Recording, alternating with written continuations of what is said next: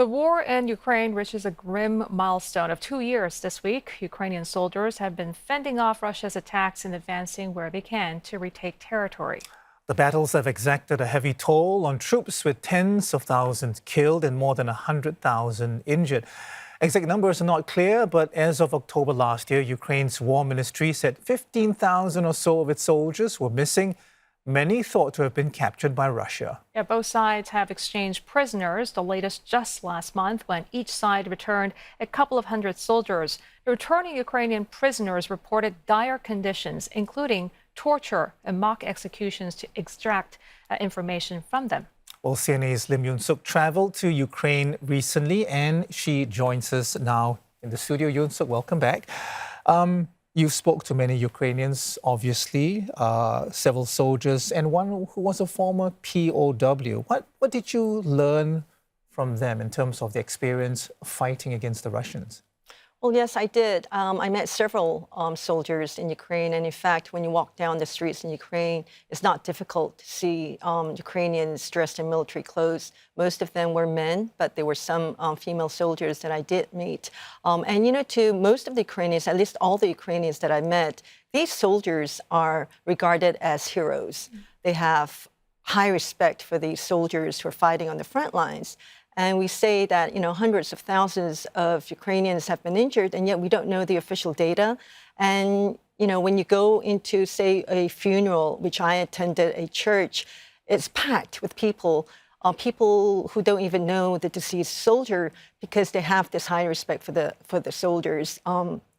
And yes, I was able to meet one Ukrainian prisoner of war, Ostap Rishtenik, and he is a medic. And he was in captivity for more than 600 days. And he was released last month. And he is a very sweet man. So first, let's listen to, let's see the story to hear about his time in captivity. Wrapped in the Ukraine flag and belting out the national anthem, more than 200 Ukrainian prisoners of war returned to their homeland in January, in the largest prisoner swap since Russia's invasion. They were bruised, battered, but not broken. One of them was 35-year-old medic Ostap Rishetnik. 632 загальних дні в Рязанській області в місті Ряжську. Нас протримали з 20 квітня 2022 року по 31 січня 2023 року, а потім 1 лютого 2023 року нас перевезли в Республіку Мордовію. Every day as a prisoner of war was long, painful and silent. В 6 ранку у нас підйом, і в 22 вечора в нас відбой. І від 6 ранку до 22 вечора ми 16 годин просто стояли, не рухались, руки за спиною, голова опущена. І тобто, якщо ти порухаєшся, навіть якщо ти поп'єш води без дозволу, то може відкритися двері в камеру.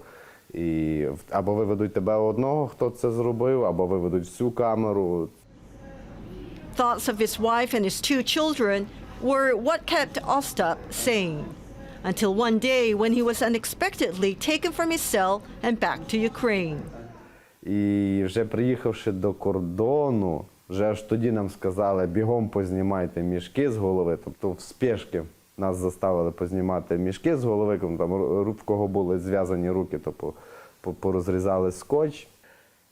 І вже коли зайшов мужчина з українським прапором на шевроні на руці, коли вже це був український прапор, от тоді я вже вірив в це, що я вже вдома. On the other side of the line was his wife, who had been waiting for his call for close to 2 years. Ever since she found out through a Russian telegram channel that he had been taken prisoner.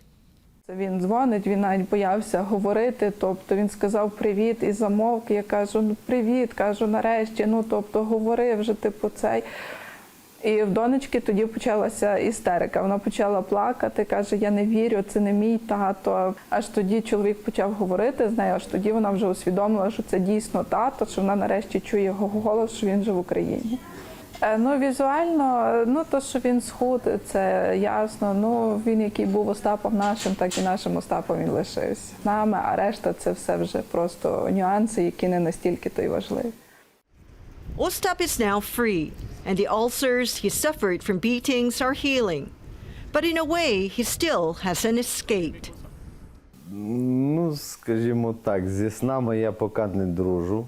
Не дружу, скажімо так, зовсім. Ну так, сидиш півночі то в телефоні, то в ще чомусь так.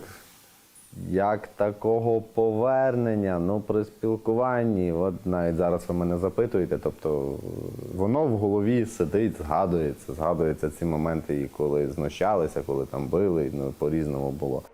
Ostap says the soldiers in captivity just want to be reunited with their families and is willing to go back to the front line to make that happen.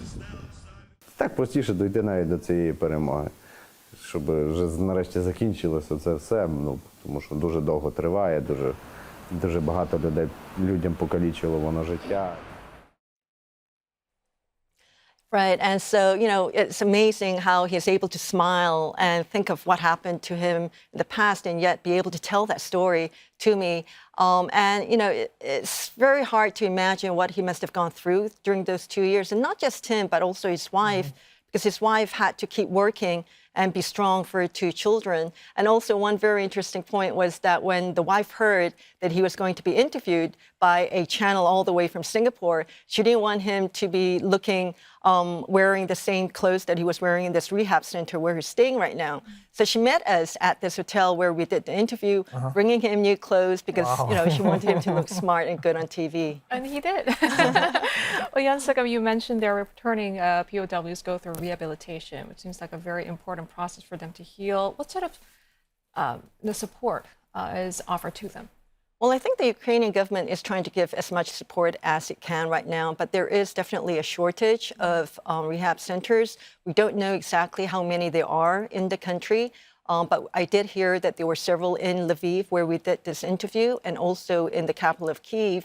And there are some POWs and also those injured who are being sent overseas to get treatment.